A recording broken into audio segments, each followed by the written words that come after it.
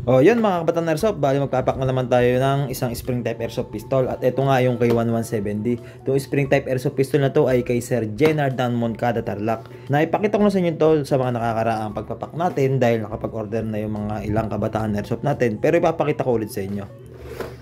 Yan o. Ito yung kay 1170 na plain black yung kanyang kulay.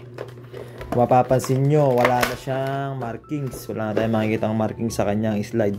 Hindi tulad ng K1170 na isa. Bali dalawang klase na kasi siya eh. Yung isa, yung unang version ng K1170, ayun yung meron ditong mga nakasulat. Yan. Ngayon, ito na yung pangalawang version ng K1170, yung plain black siya. Yan, wala talaga siyang nakasulat na kahit na ano. Napaka-pogi, diba?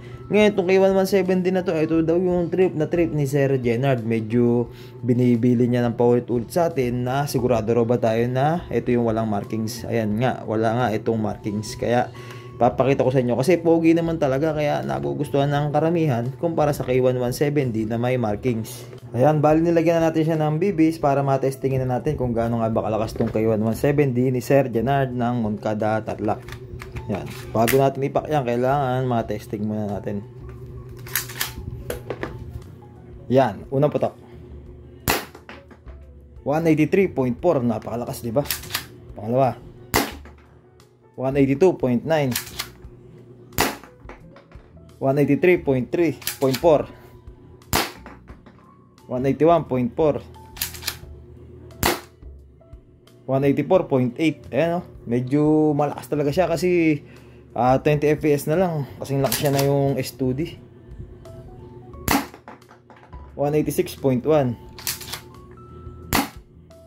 185.2.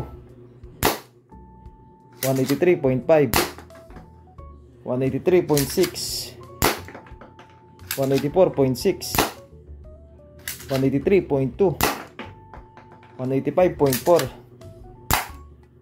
Yun, ubos ang bala. Bali, nagre-range siya ng 180 to 190 fps. Napaka-powerful ng K1170 ni Sir Jenard ng Tarlac. O yun, bali, papak na natin itong K1170 ni Sir Jenard ng Tarlac.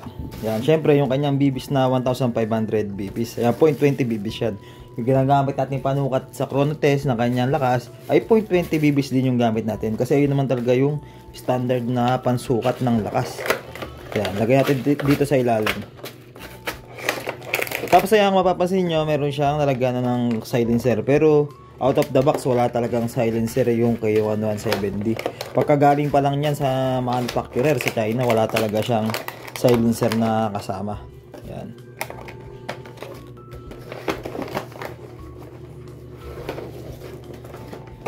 Bubble wrap ulit natin. Siyempre, double bubble wrap yan para safe mga unit.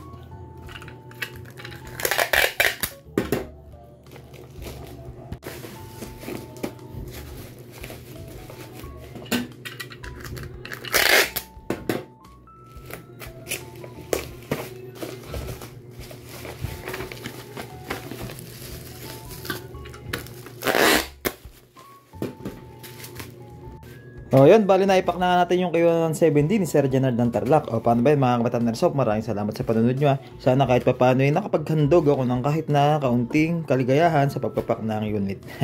O paano ba yan mga kabataan airsoft? Maraming salamat. Bye bye.